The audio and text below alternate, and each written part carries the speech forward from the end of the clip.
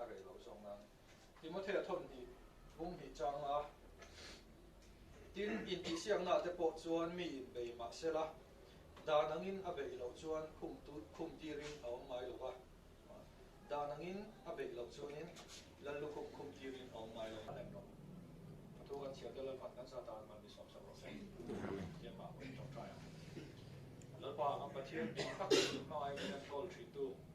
iza ngai na khawai na min mu te lo na lan pa ni thar dom tak mai min pe le ta kan nun na chak lo tak mai min zo sa lo vai kan ro mai ne la ama sa in lom thu kan so ye khawai dal ba ko in kan hun man na ma min thriat pui la ei shilong branch ke tri pi shroi tu te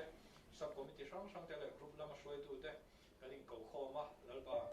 i ro kan ko ve te na la ba om se nei so le chang so kai ram so na te